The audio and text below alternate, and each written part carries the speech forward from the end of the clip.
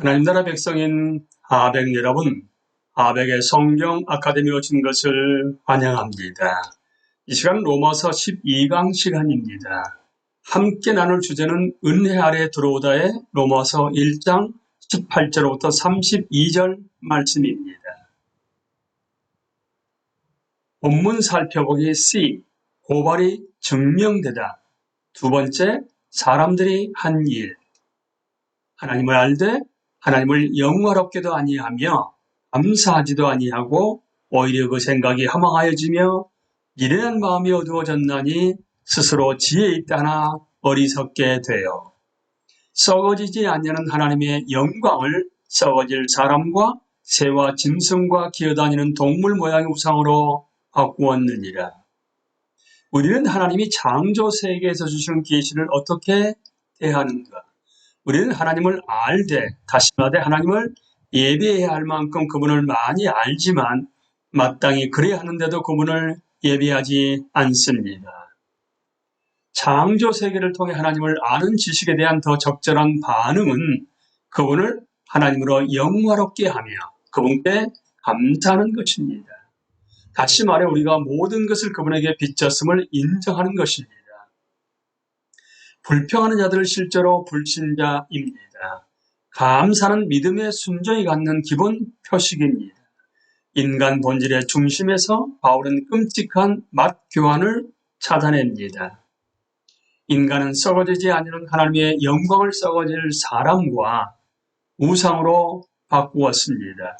하나님의 영광이란 보이지 않는 그분의 존재가 밖으로 빛나는 것입니다. 인간은 하나님을 닮은 피조물로서 빛나야만 합니다. 우리는 사람을 볼 때 하나님이 이렇게 생기셨구나라고 말할 수 있어야 합니다. 우리에게 이런 영광이 없는 이유는 본성적으로 우리의 애정과 에너지가 위로 창조자를 향하는 것이 아니라 아래로 피조된 인간이나 수용물이나 원리를 향하기 때문입니다. 그 결과 우리는 더 이상 똑바로 생각하지 못하고 그 생각이 허망해지며 스스로 지혜 있다나 어리석게 되어 바르게 바라거나 선택하지 못합니다. 미련한 마음이 어두워졌나니 이러한 맛 교환을 다음과 같이 그려볼 수 있습니다. 인간은 창조자인 하나님을 예배해야 하며 하나님이 창조하신 창조 세계를 청지기로서 다스려야 합니다. 하지만 하나님을 창조자를 섬기지 않는 인간은 창조 세계를 예배하게 되는 것입니다. D. 고발이 증명되다 세 번째, 하나님이 하신 일. 그러므로 하나님께서 그들을 마음의 정욕대로 더러움에 내버려 두사 그들의 몸을 서로 욕되게 하게 하셨으니 이는 그들이 하나님의 진리를 거짓 것으로 바꾸어 피조물을 저물주보다 더 경배하고 섬김이라. 주는 곧 영원히 찬송할 이시로다. 아멘. 이 때문에 하나님께서 그들을 부끄러운 욕심에 내버려 두셨으니 곧 그들의 여자들도 순리대로 쓸 것을 바꾸어 영리로 쓰며 그와 같이 남자들도 순리대로 여자 쓰기를 버리고 서로 향하여 음욕이 불일듯 하며 남자가 남자와 더불어 부끄러운 일을 행하여 그들의 그릇됨에 상당한 보응을 그들 자신이 받았느니라. 또한 그들이 마음에 하나님 되기를 싫어하며 하나님께서 그들을 그 상실한 마음대로 내버려 두사 합당하지 못한 일을 하게 하셨으니 곧 모든 불의, 추악, 탐욕, 악의가 가득 찬 자요, 시기, 살인, 분쟁, 사기, 악독이 가득한 자요, 수근수근하는 자요, 비방하는 자요, 하나님께서 미워하시는 자요, 능욕하는 자요, 교만한 자요, 다랑하는 자요, 악을 도모하는 자요, 부모를 거역하는 자요, 우매한 자요, 배약하는 자요, 부정한 자요, 무자비한 자라. 바울의 증명에서 셋째 단계는 하나님의 대응입니다. 바울은 세 차례 하나님께서 그들을 내버려 두셨다고 말합니다. 하나님은 이들을 뒤틀린 예배의 결과 곧 뒤틀린 욕망에 내버려 두셨습니다. 여기서 주 동사들의 주어는 하나님이십니다. 하나님이 그들을 내버려 두셨다.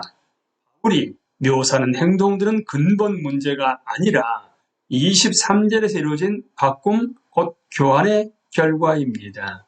우리가 하나님을 사랑하지 않기 때문에 우리의 모든 사랑이 뒤틀립니다. 우리가 진리를 맡고 진리를 거짓과 바꿀 때 하나님은 삶의 다른 부분들에서 우리를 뒤틀린 욕망에 내버려 두십니다. 그런데 왜 바울은 동성의 욕망을 주된 예로 삼고 있는 것인가? 이것을 우리가 불편하게 느끼는 이유는 바울이 소수 집단을 비난의 주 표적으로 삼는다고 보기 때문입니다. 바울이 모든 동성의 욕망과 행위를 말한다는 점을 분명히 해야 합니다. 바울은 여성 동성애도 말하며 따라서 단지 헬라인들이 행하는 성인 남성과 소년 간의 동성애만 말하는 것이 아닙니다. 바울은 순리대로, 그러니까 타고난 이성애자들이 동성애를 함으로써 영리로 행동하는 것을 말하고 있지도 않습니다. 왜냐하면 순리로 번역된 단어는 주관적으로 나에게 순리인 것을 말하는 것이 아니라 하나님이 세상을 어떻게 창조하셨는지 창조 질서를 말하기 때문입니다. 바울이 이러한 무질서를 가장 먼저 다루는 데는 두 가지 이유가 있는 것 같습니다. 첫째, 이러한 무질서는 질서와 무질서의 바꿈, 그러니까 맛교환을 생생하게 보여줍니다.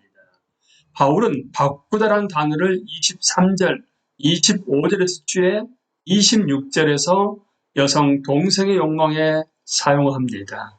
동성의 욕망은 무질서한 애정의 가장 분명한 표현 중 하나입니다. 그러나 이것이 죄의 뿌리가 아님을 기억해야 합니다. 이것은 근본적인 죄, 곧 우상 숭배가 낳은 죄의 한 예일 뿐입니다. 더욱이 개인의 우상 숭배와 개인의 동성의 욕망을 1대1로 연결할 수는 없습니다. 바울의 핵심은 사회에 이러한 욕망들이 존재한다는 사실 자체가 하나님이 우리를 우리의 우상 숭배가 낳은 결과에 내버려 두셨다는 여러 증거 가운데 하나의 증거라는 것입니다. 열거된 나머지 모든 예도 무질서한 욕망을 잘 보여줍니다. 이 모두는 무질서한 예배의 결과입니다. 바울이 동성애에서 시작하는 두 번째 이유는 동성애가 무엇보다도 이방인의 죄였기 때문입니다. 유대인들이 이방인의 세계를 볼 때 가장 충격적이고 자신이 유대인이란 사실에 행복해하게 만드는 것 중 하나는 이방인들의 섬뜩한 동성애였습니다. 대중적인 유대교 저작들은 하나같이 이방인의 동성애를 유대인의 우월성을 입증하는 증거라며 공격했습니다. 24절부터 27절을 듣는 유대인 그리스도인은 바울을 응원했을 것입니다. 바울이 어떻게 답하는지는 2장에서 살펴보겠습니다. 지금 단계에서 영광을 받고자라는 동일한 표현이 시편 106편 20절과 예레미야 2장 11절에서 이스라엘에게 사용됐다는 사실을 언급할 가치가 있습니다. 따라서 성경을 아는 유대인이라면 그다지 자만하지 않았을 것입니다. 바울의 핵심은 세상의 도덕적 혼란이 지금 하나님이 진노하고 계시다는 가시적 증거라는 것입니다. 현재 도덕적 혼란은 하나님의 진노를 나타냅니다. 세상 역사는 세상에 대한 심판이라는 말이 있습니다. 바울은 이렇게 말합니다. 엉망진창인 세상을 보십시오. 하나님이 진노하고 계심이 보일 것입니다. 세상이 지금 같아서는 안 되는 것이 분명합니다. 하나님의 진노는 미래의 심판이 아직 아니라 현재의 타락에서 나타납니다. 강의를 마치겠습니다. 감사합니다.